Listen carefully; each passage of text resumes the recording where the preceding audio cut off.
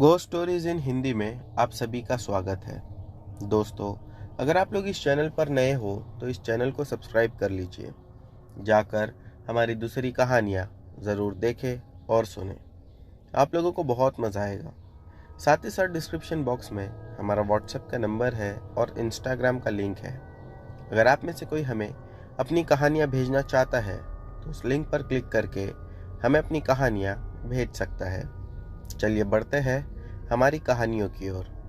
दोस्तों, हमारी आज की ये कहानी हमारे गांव में रहने वाले साहिल नाम के एक लड़के की है। अब घटना पर आता हूँ। यह बात वैसे तो कई साल पुरानी है। कहा जाता था कि उस समय उसके घर वालों की हालत बहुत ज़्यादा खराब थी। साहिल, जिसकी उम्र मुश्किल से 27 या 28 साल की होगी, वो अपने घर वालों को देखता और बहुत ज़्यादा खुद में ही परेशान हो जाता। उसकी जो मम्मी थी, उनकी भी तबीयत बहुत ज़्यादा खराब रहने लगी। ऐसा लगता कि हर समय वो बेहोशी में रहते। घर में उसके दो और छोटे भाई थे, जिनकी उम्र 24 और 23 साल के आसपास की होगी। वो जब भी उन्हें देखता तो उन्हें देखकर भी घबरा जाता। वो दोनों ही अपना सारा काम छोड़कर घर पर ही बैठे रहते, किसी से कोई बातचीत नहीं। वो घर कम और कब्रिस्तान अब ज़्यादा लगने लगा था। घर में कोई खुशी का मौका हो या गम का, लेकिन वो दोनों के दोनों उसके भाई वो बस परेशान ही रहते। घर में किसी भी व्यक्ति का किसी काम में कोई मन नहीं लगता था। कई टाइम तक के ऐसे ही चलता रहा। उसके बाद साहिल, जो कि उस घर का बड़ा लड़का था, उसे हर समय यूं लगता था कि जैसा वो सुसाइड कर ले, कभी ट्रक के नीचे आकर या फिर कभी पानी में कूदकर।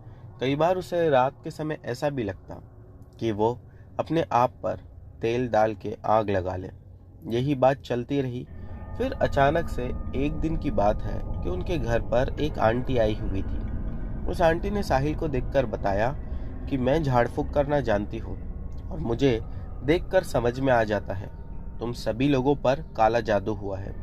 जिस महीने में वो आंटी उनके घर पर गई थी, उस आंटी का ऐसा कहना था कि इसी महीने की 28 तारीख तक तुम सभी लोग मारे दिए जाओगे। साहिल ये सुनकर घबरा गया। उसने कहा कि आपको कैसे पता? उसकी आंटी ने कहा कि मैं जानती हूँ। उसकी आंटी से जितना हो सका उन्होंने उस काले जादू को ब्रेक करने की या तोड़ने की बहुत कोशिश की, लेकिन वो उस काले जादू को तोड़ने में असफल रही। फिर उसने साहिल को एक आदमी के बारे में बताया। वो आदमी को घर पर लाया गया। उस आदमी ने भी कहा कि ये काला जादू बहुत ज़्यादा शक्तिशाली है, इसे तोड़ना मेरे बस की बात नहीं, लेकिन हाँ, मैं कुछ समय तक इसे टाल सकता हूँ। साहिल ने कहा कि ठीक है, आप इसे कम से कम अभी के लिए टाल दो। उन्होंने कुछ क्रियाएं की 2-3 दिन तक उनके घर पर बैठ के, जिसके बाद वो काला जादू टल गया, लेकिन उन लोगों की हालत अभी तक ठीक नहीं हुई। फिर वो जो लड़का था साहिल, उसने काले जादू के बारे में जानने की कोशिश की। वो काफ़ी ज़्यादा उसके बारे में डीप स्टडी किया, जिसके बाद उसको उसका समाधान मिला और उसने अब ये सोचा कि उस काले जादू को मैं ही तोड़ूंगा। वो काले जादू को तोड़ने के लिए कुछ सिद्धियां प्राप्त करनी होती है, जिसके बाद वो जंगल में जाकर कई दिनों तक बैठा और तपस्या करने लगा। लगभग 2 या 3 महीने के बाद वो उस जंगल से लौटा। उसके दिन और उसके रात वो दोनों ही जंगल में बीतते थे। जब वो जंगल से लौटा तब उसने सारी सिद्धियां प्राप्त कर चुकी थी। घर पर आने के बाद उसने खुद ही अपनी माँ और अपने भाइयों से कहा कि अब ये काला जादू तोड़ना मेरे लिए बाएं हाथ का खेल है। एक ही दिन में उसने उन सब को ठीक कर दिया। कहा जाता है कि उसके बाद में उसे ये भी पता चल गया कि किसने उन पर काला जादू करवाया था। उसने उन लोगों के साथ कुछ भी बुरा व्यवहार नहीं किया और सबको छोड़ दिया। लेकिन अगले कुछ दिन के बाद उसे दोबारा ये आभास हुआ कि हम पर जादू दोबारा किया जा रहा है। उसने घर की अच्छे से बंदिश करी और उसके बाद जानने के लिए निकल गया कि कौन उन लोगों पे ये जादू कर रहा है। बताते हैं कि जब वो उस आदमी को ढूंढ रहा था जिस आदमी ने इन लोगों पे जादू किया, वो आदमी का उसे पता चला कि वो आदमी कब, कहाँ, किस वक्त, कैसे मिलेगा। साहिल ठीक उसी जगह पर पहुंचा। जब वो वहां पर पहुंचा तो उसने देखा कि घने जंगल के बीचों बीच एक आदमी बैठा है। उसके पास इंसानी खोपड़ी है और वो खोपड़ी के पास बड़ी सी आग जल रही है। वो कुछ मंत्र पढ़कर उस खोपड़ी पर फूंकता और उसके बाद उस खोपड़ी को आग के ऊपर रखकर उसे खूब गर्म करता। साहिल ये देखकर उसके सामने बैठ गया। उस आदमी को जब ये पता चला कि कोई दूर बैठा हुआ है, यानी लगभग 30 से 40 कदम की दूरी पर, वो अपनी जो प्रतिक्रियाएं कर रहा था उसे छोड़कर उठा और साहिल के पास गया। साहिल उसे देखकर मुस्कुराया। साहिल ने कहा कि आप ही हो जो हम पर जादू कर रहे हो। वो आदमी ये देखकर काफी ज्यादा दंग रह गया। आदमी ने कहा कि तुम्हें पता कैसे चला? फिर साहिल ने उसे वो बताया, जिसके बाद उस आदमी के भी होश उड़ गए। साहिल ने जब उसे बताया कि उसने क्या क्या सिद्धियां प्राप्त की है, जिसके बाद वो आदमी दंग रहकर साहिल के सामने माफी मांगने लगा। साहिल ने कहा कि मैं माफ कर दूंगा अगर तुम अभी इसी समय ये सब बंद कर दो। वो आदमी इतना ज्यादा डरा हुआ था कि साहिल के बोलते ही उसने वो सारी चीजें छोड़ दी।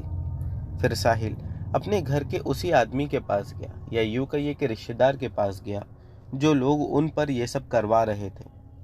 जब वो वहां पर जाकर उनसे बात किया तो घर के सभी मेंबर्स मुकर गए। साहिल जानता था कि घर के सभी मेंबर्स को इस बारे में पता भी नहीं है।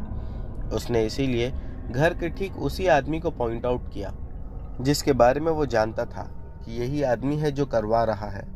साहिल ने उस आदमी को बाहर बुलाया और समझाया कि मैं जानता हूँ आप ही करवा रहे हो। और उसके बाद साहिल ने उसे कई सारी बातें बताई, जिसके बाद वो आदमी भी हाथ जोड़कर माफी मांगने लगा। साहिल ने उसे वहीं पर वापस भेज दिया, कहने लगा कि दोबारा ऐसी गलती कभी नहीं करना। उसके बाद में दोस्तों कुछ घटना अजीब सी हुई। वो ये थी कि गांव में अब साहिल को लोग अजीब से दिखने लगते थे, यानी कि कोई काला सफेद दिखता तो कभी किसी का माथा लाल दिखता। वो इन चीजों से बहुत परेशान रहने लगा कि मुझे लोग नॉर्मल क्यों नहीं दिखाई देते हैं। बाद में उसे पता चला कि जिन पर काला जादू हुआ है वो लोग काले सफेद दिखते हैं। अगर कोई आत्मा की चपेट में आ चुका है तो उनके माथे पर वो उसे लाल लाल दिखता है। फिर साहिल को समझ में आया कि जो सिद्धियां उसने प्राप्त की थी लोगों की भलाई के लिए, अब शायद वो समय आ चुका था। अगली ही रात की बात है कि गांव में एक शोर उठा। कहा जाता था कि उस गांव में एक पागल आदमी रहा करता था। वो पागल आदमी लोगों को परेशान करता था। साहिल भी तब तक उसे पागल ही समझता था जब तक वो सिद्धियां उसे प्राप्त नहीं हुई थी। लेकिन जब वो गांव में शोर उठा और वो पागल आदमी खुद को ही मारने लगा पत्थर से, लोग उसे बचाने लगे कि खुद को मत मार। जब साहिल ने जाकर वहां पर देखा तो उस आदमी का माथा पूरा लाल था। साहिल ये देखकर समझ गया ये पागल नहीं है, ये तो आत्मा है कोई बुरी जो इससे ये सब करवा रही है। साहिल ने उसे पकड़कर उसी के घर में ले गया और सबसे कहने लगा कि तुम लोग बाहर रुक जाओ। वो आदमी इतना ज्यादा अपने आप को चोट और नुकसान पहुंचा चुका था कि उसके हाथ से खून का बहना रुक ही नहीं रहा था। साहिल ने पहले तो पट्टी मरवाई उसे और उसके बाद कुछ मंत्र और तंत्र की क्रियाएं करने लगा। 20 मिनट ही हुए होंगे कि वो पागल आदमी एकदम से नॉर्मल होकर उठ खड़ा हुआ और कहने लगा कि मुझे नहीं पता मेरे साथ क्या हुआ, लेकिन अब ऐसा लगता है कि लगभग 7 साल के बाद मैं खुद को खुद में ही ठीक सा महसूस कर रहा हूँ। गांव में हर जगह साहिल की वाहवाही के चर्चे होने लगे। फिर साहिल ने बताया गांव वालों को सारी घटना। गांव वाले भी ये सब सुनकर दंग थे। तभी अचानक उनमें से एक आदमी कहने लगा कि ऐसी ही मेरी भतीजी के साथ हो रहा है। अगर आप चलकर उसकी सहायता कर दो या उसे ठीक कर दो तो बड़ी मेहरबानी होगी। साहिल ने कहा ठीक है, हम कल चलेंगे। अगले दिन जब साहिल उनके घर पर पहुंचा तो वो देखकर दंग रह गया कि उसकी जो भतीजी थी, वो भतीजी एक पेड़ के नीचे बैठी हुई थी और उसके पैर को संकलियों से बांध कर रखा गया था। साहिल ने कहा कि ये क्या दुर्व्यवहार है इसके साथ। वो लोगों ने कहा कि ये कहीं पर भी भाग जाती है, कच्चा मांस खाती है, रात में अगर कोई जंगली जानवर इसे मिल जाए तो उसे फाड़ कर खा जाती है। साहिल को ये सब देखकर बहुत दुख पहुंचा। जब साहिल उसको ठीक करने की कोशिश कर रहा था, तब उसे ये एहसास हुआ कि जितनी भी उसकी कोशिश हो रही है वो सब असफल है, क्योंकि शायद वो आत्मा बहुत ज़्यादा शक्तिशाली थी और उस लड़की का शरीर वो छोड़ना ही नहीं चाहती थी। साहिल ने फिर उन लोगों से कहा कि जंगल में जिस जगह पर बैठकर मैंने ये सिद्धियां प्राप्त की है, उसी जगह पर इस लड़की को भी ले चलो मेरे साथ, मैं वहीं पर इसे ठीक करूंगा। गांव के 8-10 लोग मिलकर साहिल के साथ और उस लड़की को लेकर वहां पर पहुंचे। साहिल ने वहां पे तंत्र मंत्र की क्रियाएं करना शुरू की, जिसके बाद वो लड़की हवा में ऊपर उड़ते हुए फ्लोट होने लगी और वो साहिल को देखकर हंसकर कहने लगी, चाहे कितनी ही कोशिश कर ले तो इसे मुझसे कभी नहीं बचा पाएगा। साहिल एकदम फोकस्ड होकर तंत्र मंत्र की क्रियाएं करता ही जा रहा था, लेकिन उस औरत पर या उस लड़की पर तो उन सब क्रियाओं का कोई असर ही नहीं था। बस वो गुस्से में गुर्राने वाली आवाज निकालती और जानबूझकर हंसती। फिर जब क्रियाएं ज्यादा होने लगी, शायद उस पर या उस लड़की पर असर होने लगा साहिल की क्रियाओं का, तब उस लड़की ने एक पेड़ की ओर देखकर इशारा किया, जिसके बाद उस पेड़ को ऐसा लगा कि जोरों से कोई नीचे पकड़कर हिला रहा है और उसके पत्ते तेजी से झड़ रहे थे। वो सारे के सारे पत्ते साहिल के ऊपर और उसकी क्रियाओं को परेशान करने के लिए थे।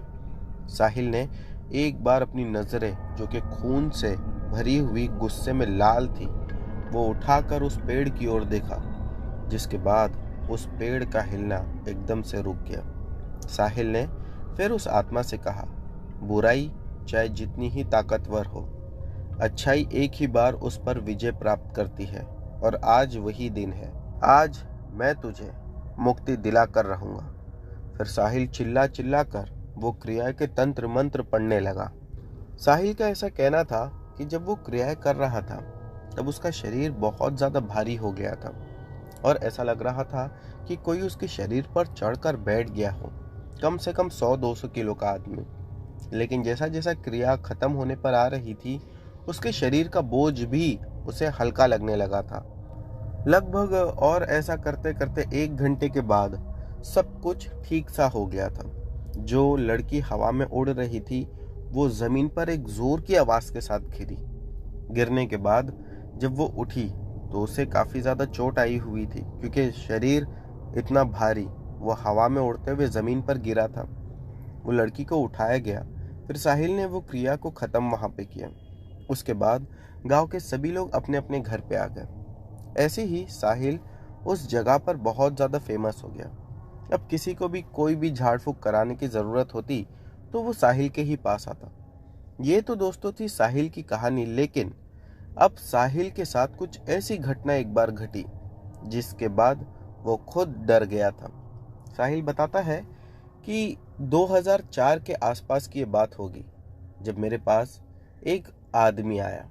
वो आदमी ने आकर मुझसे कहा कि मेरी पत्नी की जान खतरे में है, आप चलकर उसे बचा लीजिए। जब मैंने उस आदमी को देखा तो वो आदमी हर बार तो मुझे जिस पर काला जादू होता है तो काला सफेद दिखता है, या आत्मा की चपेट में आता है तो माथा लाल दिखता है, लेकिन इस बार उस आदमी का सिर्फ चेहरा ही मुझे काला सफेद दिख रहा था और उसका पूरा शरीर डार्क काला, जैसा कि मुझे पता ही ना हो किसके हाथ कहाँ है और पैर कहाँ है। और दोस्तों, साहिल का ये भी कहना था कि तब तक मैंने ऐसा कोई केस देखा ही नहीं था। साहिल उसे देखकर दंग रह गया और उसने कहा कि मुझे लगता है कि आप सभी लोगों पर जादू किया गया है। उसने कहा कि मैं नहीं जानता कि क्या हुआ है, बस कृपा करिए कि आप मेरे साथ चलिए। साहिल जब उसके घर पर गया तो उसने देखा कि उसकी फैमिली में जितने मेंबर्स थे 3-4, वो सभी के साथ यही हो रहा था, यानी कि सिर्फ चेहरा दिखाई दे रहा था और उसके नीचे का धड़ बिल्कुल डार्क काला, जैसा कि हाथ पैर का और शरीर का कोई पता ही ना हो। साहिल ने जब घर की ओर देखा तो पाया कि घर की सारी दीवारें, यहाँ तक कि घर की छत भी डार्क काले कलर की है। साहिल ये देखकर परेशान रह गया। उसने कहा कि मुझे तो पहले अब ये जानना होगा कि आप लोगों के साथ हुआ क्या है। लेकिन तभी उसको बहुत जोर की एक चीख सुनाई दी। ऐसा लगा कि 3-4 आदमी जाड़ी आवाज में मिलकर चिल्ला रहे हो। साहिल ने कहा, ये क्या है? तभी उस आदमी ने कहा कि ये मेरी पत्नी की आवाज़ है जो उस कमरे में बंद है। हम सब उससे इतना ज़्यादा डर गए हैं कि हम उस कमरे के पास तक नहीं जाते हैं। साहिल ये भी बात सुनकर परेशान था, इसीलिए उसने तुरंत वहीं पर कुछ समय बैठकर तपस्या शुरू कर दी। वो कहने लगा कि आंख बंद करके मुझे 20 मिनट के लिए एकदम शांति दे दो। उसने पता नहीं क्या देखा। वो कहने लगा कि काम बहुत मुश्किल है, लेकिन आप लोगों की जान बचाना है तो मैं कोशिश ज़रूर करूँगा। इसके बाद वो वहाँ से निकल गया। अगले दिन सुबह में 5 बजे के आसपास साहिल उनके घर पर था। साहिल ने सारी चीज़ें अच्छे से देख कर रखी थी और उसने कुछ क्रिया शुरू की, जिसके बाद उस घर में हर फैमिली मेंबर अजीब सा बिहेव कर रहा था। सभी लोग आपस में लड़ाई कर रहे थे, कोई एक दूसरे को मार रहा था। एक बार तो ऐसा हुआ कि उनके ही घर की एक फैमिली मेंबर थी जिसकी एज 25-26 साल के आसपास की होगी। उसने एक बड़ी सी छुरी उठाई और वो उठाकर अपने छोटे वाले भाई के ऊपर चलाने लगी। लेकिन साहिल जानता था कि अगर मैंने क्रिया को छोड़कर उठ गया तो ये सब वेस्ट हो जाएगा। वो अकेला काफ़ी ज़्यादा हेल्पलेस महसूस कर रहा था।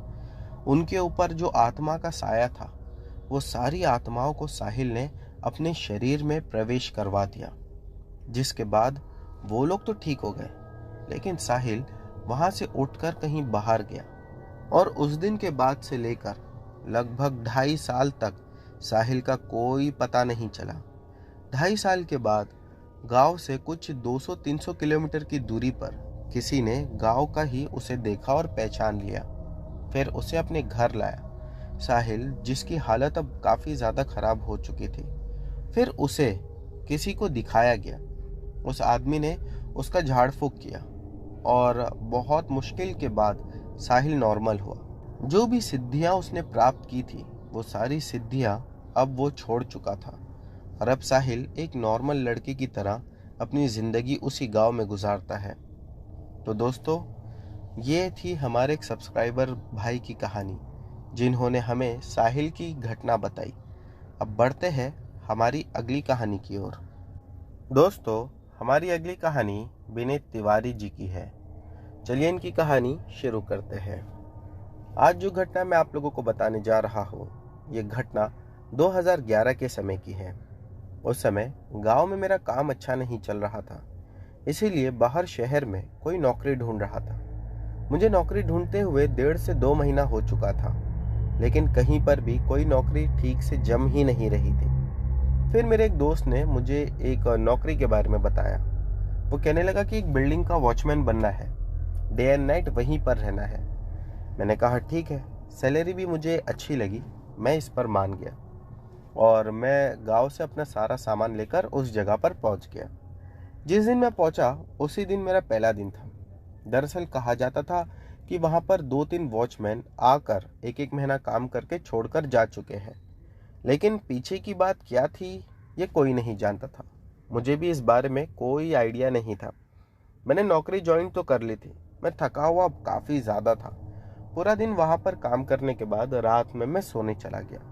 मुझे जो सोने का समय मिला था वो रात में 12 से सुबह के 6 बजे तक था। सुबह 6 बजे वहाँ पर पानी आता था और उसीलिए मुझे सुबह उठना पड़ता था। तो जब मैं पहले दिन वहाँ पर पहुँचा, रात में एकदम थक कर सोया। अगली सुबह जब मैं उठा तो मुझे काफ़ी अजीब सा महसूस होने लगा, जैसा कि आज तक कभी नहीं हुआ। वो कहते ना, नेगेटिव एनर्जीज आस पास होती है, कुछ वैसा ही लग रहा था। लेकिन मैंने खुद को समझाया और खुद में ही बड़बड़ाने लगा कि शायद बहुत ज़्यादा थका हुआ था, उस थकान की वजह से ऐसा कुछ हो रहा होगा। एक अजीब बात, या यूँ कहिए अचंभे वाली बात ये थी कि वो बिल्डिंग में 20 घर थे, लेकिन उस बिल्डिंग में सिर्फ 6 घर में ही लोग रहते थे। बाकी के जितने घर थे वो सब घर में लॉक लगा हुआ था। मैं समझ नहीं पा रहा था कि ऐसा क्यों है। वो बिल्डिंग रेलवे ट्रैक से लगभग 300 या 400 मीटर की दूरी पर होगी। बिल्डिंग के एंट्रेंस के बाहर लेफ्ट साइड में एक बड़ी सी खाड़ी थी और राइट साइड में बहुत सारी जंगली झाड़ियाँ थी। जो बीच का एक मेन रोड वाला रास्ता था वो भी पूरी तरह से ठीक नहीं था। मैं तो ये देखकर दंग था कि यहाँ पर लोग क्यों नहीं रहते हैं। रात का जो खाना होता था वो शुरू के 3-4 दिन तक तो मुझे उसी बिल्डिंग में से कभी कोई मेंबर ला के दे देता तो कभी कोई। मैं मन में ये सोच रहा था कि सब कुछ यहाँ पर इतना अच्छा है, शांति है, गांव जैसा माहौल लगता है, फिर यहाँ से वॉचमैन भाग क्यों जाते हैं। लेकिन मैं नहीं जानता था कि अब आगे मेरे साथ क्या होने वाला है। जब मैं खाना खाकर एक रात लेटा हुआ था, तभी मुझे बिल्डिंग के बैक साइड से कुछ आवाजें आई। बिल्डिंग का जो बैक साइड था वो भी झाड़ियों से घिरा हुआ था, और वो आवाजें कुछ ऐसी थी जैसा कि कोई जंगली जानवर वहां पर लड़ रहा हो। मैं मन में सोचने लगा कि इतनी रात में कोई जंगली जानवर लड़ाई कर रहा है। चीखने चिल्लाने की आवाजें कुछ अजीब सी थी, जैसे भेड़िया आपस में लड़ते हैं। फिर मैंने खुद को ही ये बात दोबारा समझाया कि जंगली इलाका है, वैसे भी आसपास कोई बिल्डिंग तो दिखाई नहीं देती, हो सकता है कोई जंगली जानवर होंगे। मैं अपनी जान को वहां पर जाकर क्यों खतरे में डालूं। मैं फिर दोबारा से सुकून से लेट गया। 10 मिनट के बाद मेरा जो कमरा था वो बिल्डिंग के राइट साइड कॉर्नर में पीछे बैक साइड में ही था। ऐसा लगा कि दरवाजे के बाहर आकर कोई दरवाजा खटखटा रहा है। मैंने जब दरवाजा खोलकर देखा तो पाया कि बाहर कोई नहीं है, लेकिन जिस साइड पर खाड़ी थी वो बिल्कुल मेरे अपोजिट डायरेक्शन में थी। ऐसा लगा कि खाड़ी के पास कोई खड़ा है और वो दोनों हाथों का मेरी ओर इशारा कर रहा है। कुछ कहना चाह रहा था या फिर मुझे अपने पास बुलाना चाह रहा था। एक बार को मुझे यूं लगा कि शायद बिल्डिंग का ही कोई मेंबर होगा जिसे कुछ दिक्कत हुई होगी और वो मुझे बुला रहा है। मैंने घड़ी में टाइम देखा तो 12:15 बज रहे थे। मैं सोचा कि इतनी रात में तो यहाँ पर सब सो जाते हैं, लेकिन ये वहां पर खड़े होकर क्या कर रहा है और मुझे क्यों बुला रहा है। मैं तुरंत जल्दी जल्दी उठकर उसके पास पहुंचा। मैं जैसे ही उसके पास गया तो मैंने देखा कि वो धीरे धीरे उल्टे पैर चलकर यानी पीछे की ओर जाते हुए वो उस खाड़ी में चला गया। लेकिन खाड़ी में जो पानी था वो आदमी उस पानी में नहीं डूबा, बल्कि वो तो पानी के ऊपर चल रहा था। ये देखकर मेरी अंतर आत्मा तक कांप उठी। मैं ये सोचने लगा कि ये क्या है जो मैं देख रहा हूँ, और अब भी वो दोनों हाथ मेरी ओर करा हुआ ही पीछे जा रहा था। मैं वहीं पर खड़े होकर जोर से चीख लगाया और जल्दी से वहां से पलटकर अपने कमरे में आया। मैं जैसे ही भागकर अपने कमरे में आया तो मैंने देखा कि वो आत्मा या वो भूत मेरे साथ साथ मेरे कमरे में आ रहा है, यानी कि मेरा पीछा कर रहा है। वो कमरे तक आया और फिर आने के बाद वो बाहर ही खड़ा हो गया। मैं तो कमरे में जाकर कमरे का दरवाजा बंद कर दिया। मेरी सांस की आवाज उस सन्नाटे में बिल्कुल साफ मुझे सुनाई दे रही थी, बल्कि यूं कहिए कि मेरे दिल की धड़कने की आवाज भी मैं बिल्कुल साफ सुन पा रहा था और महसूस कर पा रहा था। मैं अंदर डरा सा मैं बैठा हुआ था कि दोबारा से मुझे वही आवाजें सुनाई देने लगी, और अब यूं लग रहा था कि जो मेरे कमरे के बाजू में पानी की टाकी थी उसमें कोई डूब रहा है और जोरों से चीख कर अपनी जान को बचाने के लिए मदद मांग रहा है। मैं जल्दी से बाहर निकलना चाहता था, लेकिन बाहर मुझे अपनी जान का भी खतरा था। 2-5 मिनट के बाद जब वो आवाजों का आना बंद हुआ तब मैंने धीरे से कमरा खोला और कमरे को खोलकर देखा कि बाहर बिल्कुल शांत और सन्नाटा पसरा था। बाहर मुझे दूर दूर तक कोई दिखाई नहीं दे रहा था। इसीलिए मैं धीरे से उठा और उठकर अपने पास में जो पानी की टाकी थी वहां गया। वहां जाकर टाकी को खोलकर देखा तो अंदर कोई भी नहीं था। पानी का लेवल भी काफी कम था। मैं बहुत घबराया हुआ था, इसलिए मैं तुरंत ही भागकर ऊपर एक उस बिल्डिंग में रहने वाले टेनेंट का दरवाजा खटखटाने लगा। वो लोग भी काफी ज्यादा नींद में थे। मैंने उन लोगों को बोला कि मेरे साथ ऐसी ऐसी घटनाएं घट रही है। उन्होंने कहा कि घबराने की कोई बात नहीं, ऐसा कुछ नहीं है, ये सिर्फ तुम्हारा वहम है। मुझे अब यूं समझ में आ रहा था उन लोगों से बात करके कि शायद वो बिल्डिंग के सभी टेनेंट्स जानते हैं कि यहाँ पर कुछ तो गड़बड़ी है। मैं नीचे उतरा, गेट के पास जाकर थोड़ी देर के लिए बैठ गया। वहाँ अच्छी ठंडी हवा चल रही थी, लेकिन उस खाड़ी को देखकर डर भी काफी ज्यादा लग रहा था। फिर मैंने देखा कि मेरे कमरे का जो दरवाजा था वो खुला और उस कमरे में से कोई निकला, और निकलते ही वो उस अंधेरे में कहीं गायब हो गया, जैसा कि मानो कोई था ही नहीं। इस बात से मैं काफी ज्यादा हैरान था। मन तो यूं कर रहा था कि उसी समय उस नौकरी को छोड़कर वहां से भाग जाऊं, लेकिन इतनी रात में मैं कहाँ जाता। अगली सुबह हुई मैंने सभी टेनेंट के घर पर जाकर सारी बात बताई और मैंने कहा कि मुझे बस अब जाना है, मैं और यहाँ पर रुक नहीं सकता। वो लोगों ने मुझे समझाने की बहुत कोशिश की, लेकिन अब मेरा मन था ही नहीं वहाँ पर रुकने का, क्योंकि मैं डरा हुआ काफ़ी ज़्यादा था। फिर एक आदमी उसमें से आगे आया और वो मुझे कहने लगा कि आपको अगर ऐसा है तो हम लोग आपकी पगार बढ़ा देंगे। मैंने उससे कहा कि पगार बढ़ाएंगे और पगार लूँगा तब ना, जब मैं ज़िंदा बचूंगा। मैंने उन लोगों को बहुत चिल्लाते हुए कहा कि मुझे बताओ सच्चाई क्या है, मैं सच्चाई जानना चाहता हूँ। फिर उनमें से बताया कि 3 साल पहले एक लड़की यहाँ पर रहती थी। वो दोनों ही हस्बैंड वाइफ थे। जब उसे यूँ पता चला कि उसके हस्बैंड का कहीं बाहर और अफेयर है, तो वो ये सदमा बर्दाश्त नहीं कर पाई और उसी पानी की टाँकी में कूदकर उसने जान दे दी। और जब उसके हस्बैंड को ये बात पता चली तो उसके हस्बैंड ने उस खाड़ी में कूदकर सुसाइड कर लिया। तब से कहा जाता है कि 2 लोगों की आत्मा यहीं पर भटकती है। मैंने उनसे कहा कि अगर ये सब बात आप लोग मुझे पहले बता देते तो मैं आप लोगों के पास नौकरी के लिए आता ही नहीं। मैं रोता हुआ वहाँ से अगले दिन निकल गया। अब मैं अपने दोस्त से जाकर मिला। मैंने उससे कहा कि गाँव जाना ठीक नहीं होगा, तो मुझे यहीं पर कोई दूसरी नौकरी दे। पूरा दिन वो वहीं पर बैठकर मेरे साथ बिताया और वो मुझे भी समझाने लगा कि देख, नौकरी इस समय मिलना, वो भी एकदम अर्जेंटली, ये मुश्किल है। तो एक काम कर, वहीं पर जाकर पूरा महीना पूरा कर ले, सैलरी मिल जाएगी तो पगार लेकर घर चले जाना। घर पर भी हालत फाइनेंशियली काफ़ी ज़्यादा ख़राब थी। इस वजह से मैं शाम के समय वापस वहीं पर आया। मैंने उनसे कहा कि मैं यहाँ पर नौकरी करूँगा, लेकिन मेरी शर्त है। उन लोगों ने कहा कि क्या? मैंने कहा मैं नीचे नहीं रहूँगा। जिसके बाद उनमें से एक आदमी कहा तो फिर आप कहाँ रहोगे? मैंने कहा कि मैं छत पर रह लूँगा। और रात में मैं छत पर सोने के लिए चला गया। जब दोस्तों उस रात में छत पर सोने के लिए गया, छत पर काफ़ी ठंडी हवा चल रही थी और बहुत अच्छा भी लग रहा था। मैंने यूँ महसूस किया जैसा कि कोई छत पर अब घूमता हुआ दिखाई दे रहा है। मैं तुरंत उठा और अपने आसपास देखा, कोई नहीं।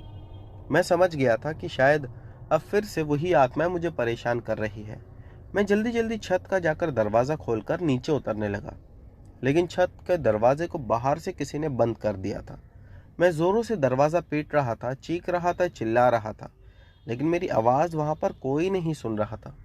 उसके बाद में मुझे वहाँ पर एक औरत दिखाई दी, जिसे देखकर यूँ लग रहा था कि उसकी लाश सड़ी गली है, क्योंकि जिस वेश में वो मेरे सामने आई थी वो देखकर तो यूं ही लग रहा था। उसके शरीर से पानी टपक रहा था। वो मेरे एकदम करीब आकर खड़ी हो गई और उसके बाद उसने मुझे ज़ोर से धक्का मारा, जिसके बाद मैं कहीं दूर जाकर गिरा। और जहाँ पर मैं गिरा वहाँ पर जब मेरी आँख खोली तो मैंने देखा कि सर के पास एक आदमी खड़ा है, और ये वही आदमी था जो खाड़ी के पास खड़े होकर मुझे दोनों हाथों का इशारा करके अपने पास बुला रहा था। मैं उसे देखकर बहुत ज़्यादा डर गया। मैं जानता था कि बुरे समय पर सिर्फ भगवान ही है जो मुझे बचा सकते हैं। मैं उठा, भगवान का नाम लेना शुरू किया और उस दरवाजे के पास जाकर दरवाजे को खोलने की कोशिश करने लगा। इस बार शायद नसीब ने मेरा साथ दिया और दरवाज़ा खुल गया।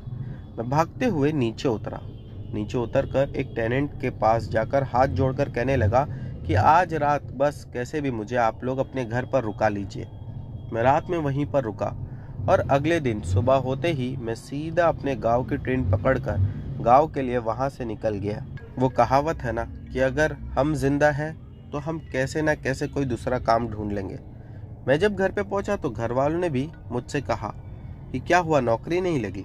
मैंने उन लोगों को ये घटना बताना ठीक नहीं समझा, इसीलिए मैंने उन लोगों से कहा कि नहीं, अभी कुछ दिन तक मैं यहीं रुकूंगा, दोबारा नौकरी करूंगा।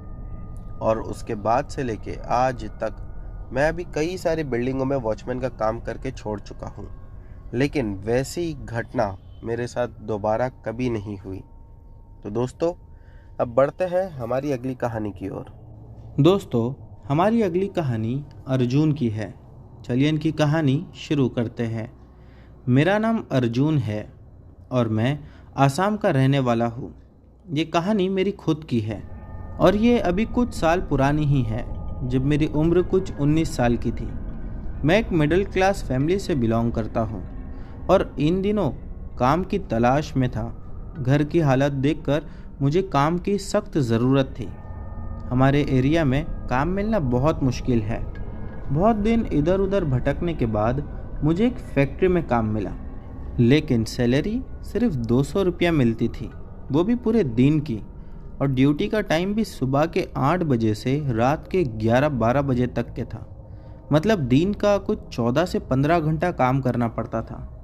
लेकिन मेरे पास दूसरा कोई ऑप्शन नहीं होने की वजह से मैं मजबूर था और इसीलिए मुझे वही काम करना पड़ा।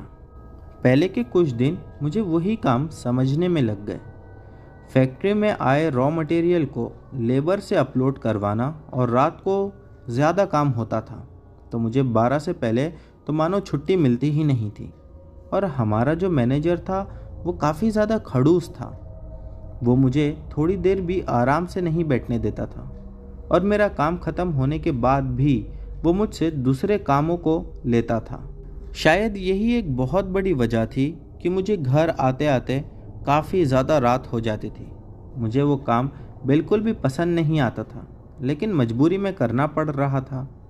अभी मुझे 1 हफ्ते हुए थे काम को ज्वाइन करे हुए कि उसके एक दिन के बाद कुछ अजीब सा हुआ। मैं पहले आप लोगों को बता दूं कि जहां पर मैं काम करता था वो एकदम फैक्ट्री के पीछे के हिस्से में था, जहां पर ज़्यादा लोगों का आना जाना नहीं रहता था और मुश्किल से 2-3 लेबर ही होते थे, जिनमें से एक मैं था।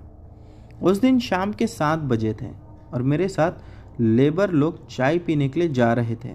मुझे भी साथ बुलाने लगे, लेकिन मेरा मन ठीक नहीं था क्योंकि काम के प्रेशर से मैं काफ़ी ज़्यादा परेशान था, तो मैंने मना कर दिया। वो लोग चले गए और मैं ईयरफोन लगा के कुछ वीडियोस देखने लगा।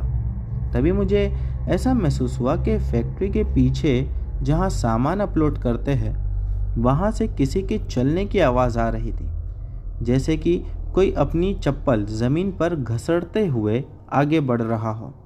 मैं सोचा कि कोई लेबर होगा, तो मैंने ध्यान नहीं दिया।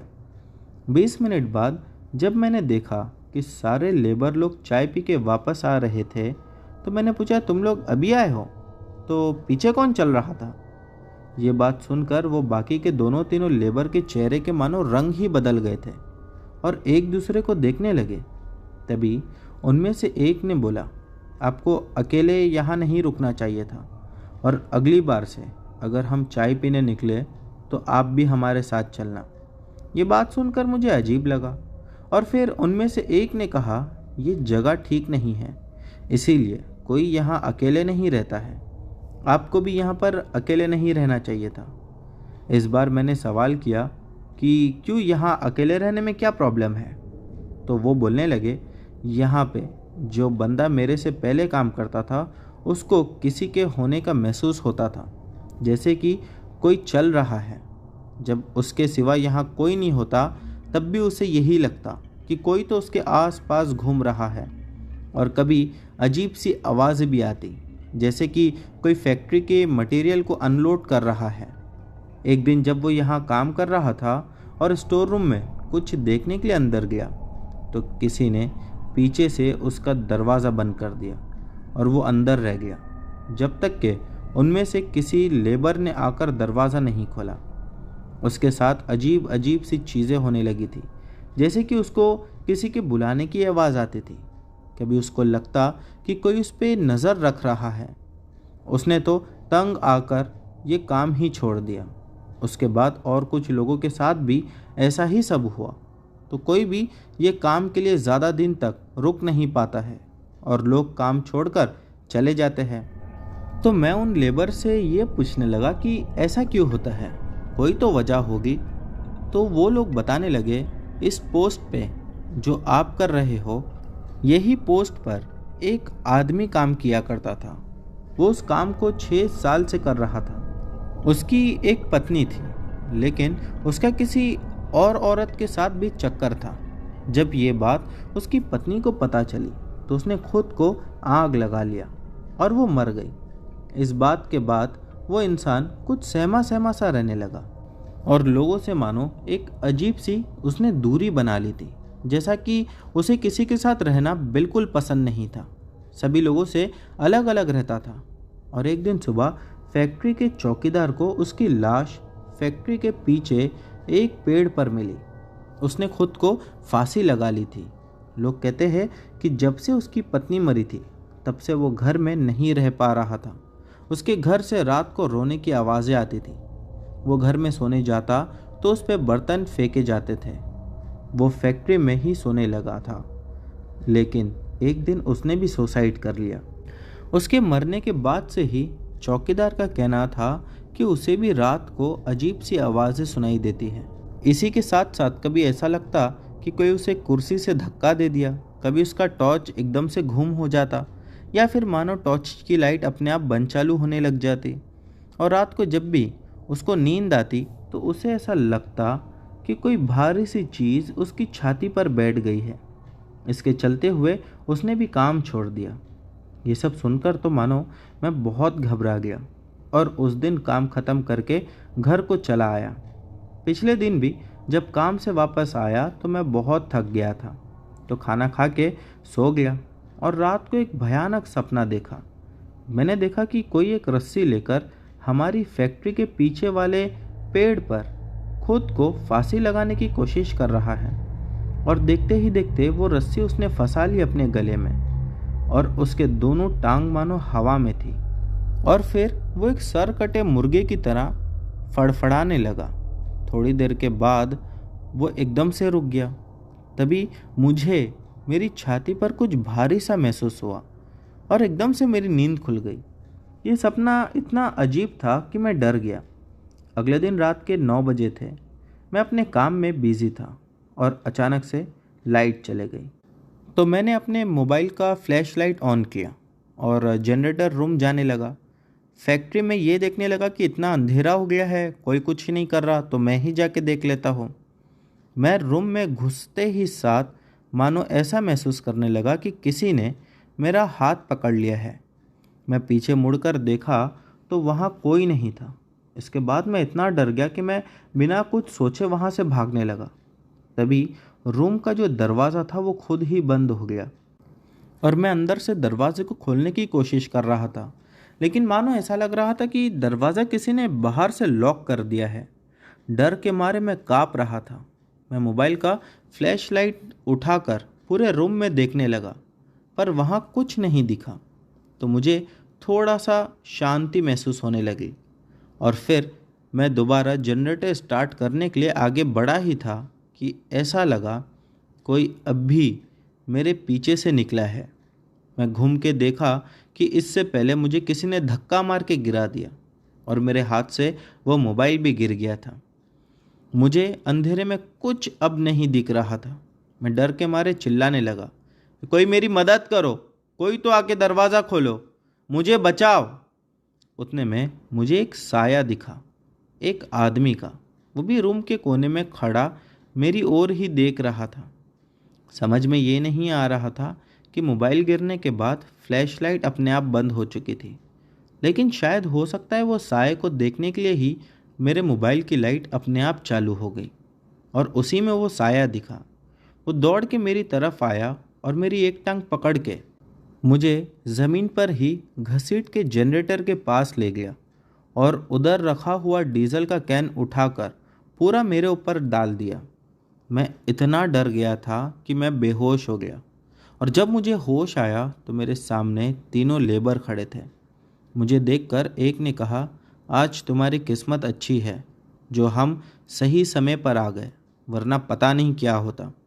मुझे इसके बाद 4 दिन तक बुखार रहा और मैंने वो काम भी छोड़ दिया। इसके बाद मुझे कई रातों तक वो डरावने सपने आते रहे, लेकिन अभी सब ठीक है। कभी कभी ये बात याद आती है तो मैं आज भी डर जाता हूँ, क्योंकि ये कहानी नहीं, ये सच में मेरे साथ घटी हुई एक घटना है। तो दोस्तों, ये थी अर्जुन जी की कहानी और साथ ही साथ हमारी सारी घटनाएं। उम्मीद करता हूँ कि आज की सारी घटनाएं आप लोगों को पसंद आई होगी।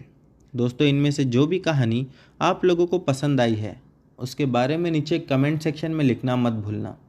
और हाँ दोस्तों, चैनल पर नए हो तो बिना सब्सक्राइब किए मत जाना। मिलते हैं हमारी अगली वीडियो में।